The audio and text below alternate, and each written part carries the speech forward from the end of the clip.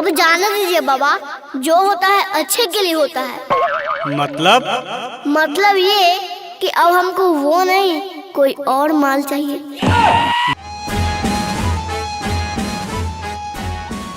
बोल बम बोल बम बोलो बम बोल बम, बोल बम का नारा है, बाबा एक सहारा है। अरे झल्लो रानी तुम भी बोलो जोर से बोल बम। हर हर महादेव, हर हर महादेव। ए ले लो लाल पीला हरा बैलून, लाल पीला गुब्बारा, हरा पीला नीला सब रंग का बैलून। आइए लीजिए, 10 रुपया 10 रुपया 10 रुपया। हरा हरा बम बम हरा हरा बम बम। अरे ए भैया, ये बैलूनवा कितना का है? आप कोई भी ले लीजिए, 10 रुपया ही लगेगा। अच्छा ठीक है, एगो दे दीजिए। अरे पति बम कहाँ चले गए? अभी तो यहीं पे थे। ले लोटा, ये झल्लो रानी कहाँ चली गई? प्रणाम सर। हाँ जी कहिए, मैं आपकी क्या सहायता कर सकता हूँ? सर मेरी पत्नी झल्लो रानी मेरे साथ ही चल रही थी, फिर अचानक पता नहीं कहाँ गायब हो गई। का वो चुड़ैल थी का कि अचानक गायब हो गई? ए सर, हमको टेंशन सता रहा है मौगी का, आपको मजाक सूझ रहा है। टेंशन सता रहा है तो कुछ माल पानी निकालो, खोज देते हैं मौगी को। हम समझ गए, हमारे पास पैसा नहीं है, हम जा रहे हैं।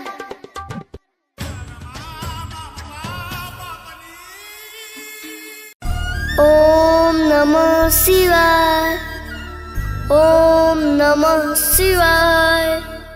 अरे आज भगवान क्यों नहीं प्रकट हो रहे? लगता है मुझसे कोई पाप हो गया क्या? रुको एक बार और कोशिश करते हैं। ओम नमः शिवाय, ओम नमः शिवाय, ओम नमः शिवाय। ए बाबा जी आइए, दर्शन दिखाइए, आपका चेला इंतजार में है। लगता है भोले बाबा भांग पीने में व्यस्त है, लगता है गाना गा के मनाना पड़ेगा। भांग धतुरवा बेला पतैया औरी चढ़ैबो मेवाजी, भांग धतुरवा बेला पतैया औरी चढ़ैबो मेवाजी। दया दिखा दे भोले बाबा, सब दिन करबो सेवा जी। दया दिखा दे भोले बाबा। जल ढारे लिया बाबा तोर हम मगरिया जी, जल ढारे लिया बाबा तोर हम दुआरिया जी। अजी फेरा तू नजरिया बाबा, भूल गई मैं हरिया जी। अजी फेरा तू नजरिया बाबा, भूल गई मैं हरिया जी। बाबा आप अभी भी प्रकट नहीं हुए, ये घोर अन्याय है। हम इतना देर से मेहनत कर रहे हैं और आपको दया नहीं आ रहा, तो सुनिए, आप जब तक नहीं आएंगे तब तक अपना माथा पटकते रहेंगे।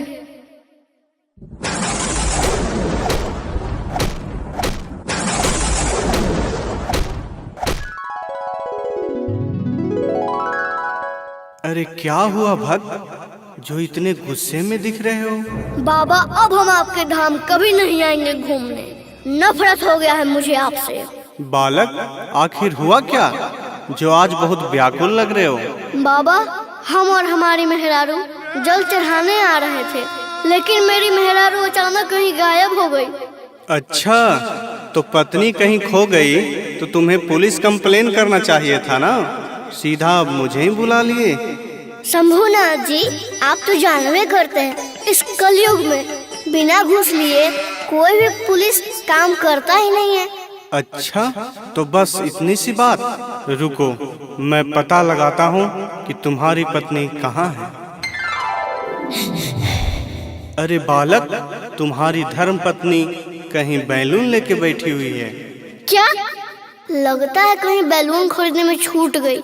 हाँ बालक, मैं उसे वापस बुला दूं क्या? अब जाने दीजिए बाबा, जो होता है अच्छे के लिए होता है।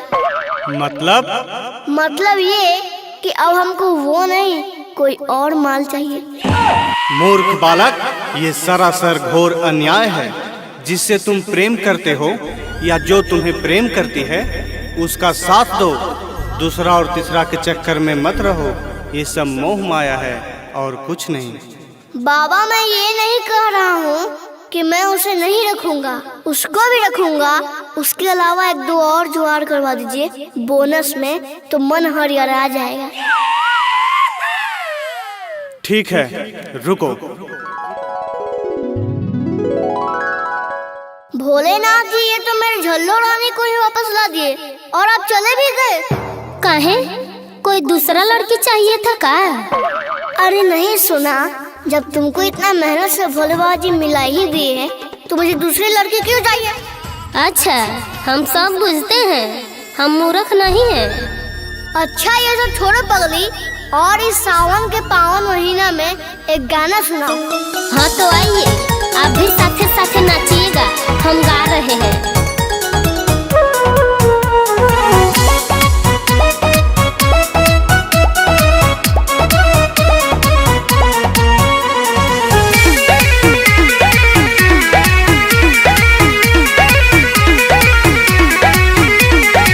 जब से चढ़ल बसावन महीनवा, बरसे फुहार और झूमता मनवा।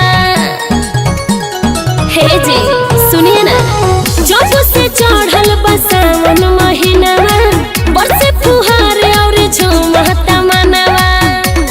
रोड़ी भांग धतुरा भोले बाबा तोहरा चढ़ाइब हो, ए भोले बाबा तोहरा चढ़ाइब हो, ए भोले बाबा पूरा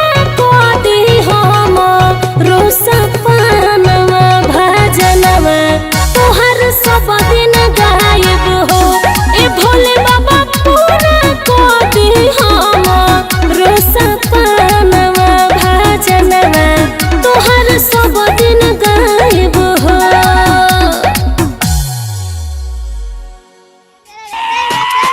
मूर्ख बालक, जो बोलना है खोल के बोलो, वरना तुम्हें यहीं जरा के भस्म कर दूंगा। ठीक है बाबा, हम खोल के बोलते हैं। अरे ये तुम क्या कर रहे हो नास्तिक? तुम मनुष्य के नाम पे कलंक हो। दंडवत बाबा, दंडवत।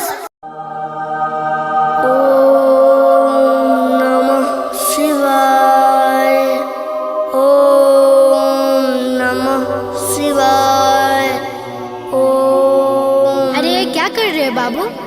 छोड़ो तपस्या, दुनिया में भगवान होते हैं क्या? तुमको क्या लगता है? मैं तो नहीं मानती। अच्छा, दुनिया में हवा देखी हो क्या? हाँ। कैसी होती है? कैसी होती है कि क्या मतलब? हवा दिखती थोड़ी ना है। तो बस जैसे हवा होती है पर दिखती नहीं, वैसे ही भगवान होते हैं पर दिखते नहीं। लेकिन जो सच्चा मन से याद करे उसको जरूर दिखते हैं। अच्छा, अगर भगवान होते हैं तो चलो मुझे भी मिलवाओ तो। अच्छा ठीक है, चलो। जैसे मैं गाऊंगा मेरे साथ तुम भी गाना। ठीक है, चलो गाओ।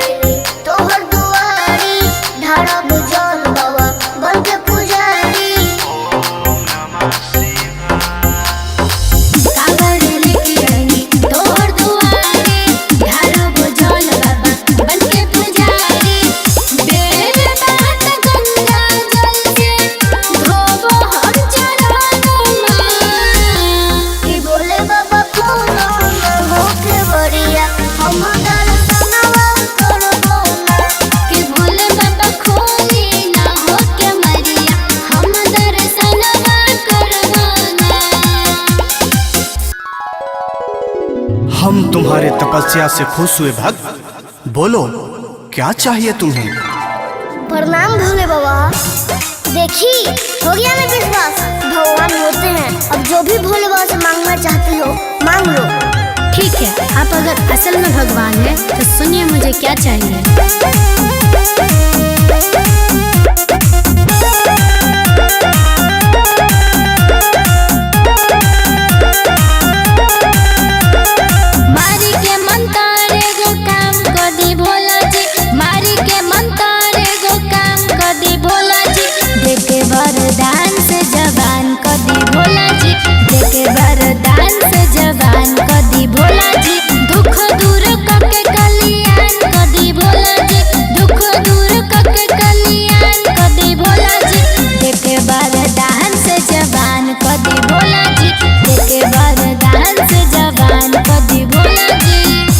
अच्छा, तो ये बताओ बालिके, तुम इतना जल्दी जवान क्यों होना चाहती हो?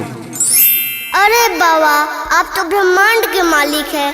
आप इसकी इशारा से समझ जाइए कि ये क्यों जवान होना चाहती है। मूर्ख बालक, जो बोलना है खोल के बोलो, वरना तुम्हें यहीं जरा के भस्म कर दूंगा। ठीक है बाबा, हम खोल के बोलते हैं। अरे ये तुम क्या कर रहे हो नास्तिक? तुम मनुष्य के नाम पे कलंक हो। दंडवत बाबा, दंडवत। मैंने कहा बात खोल के बोलो।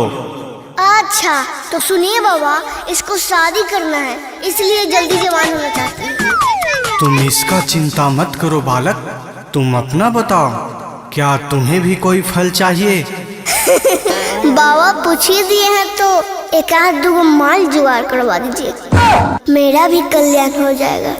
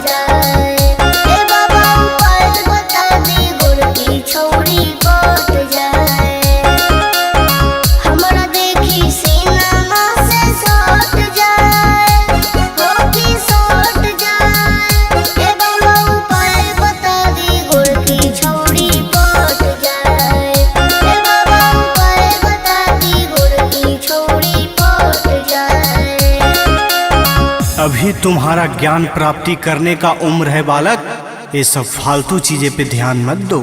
ठीक है बाबा, आप अगर बोल रहे हैं तो मानना तो पड़ेगा ही।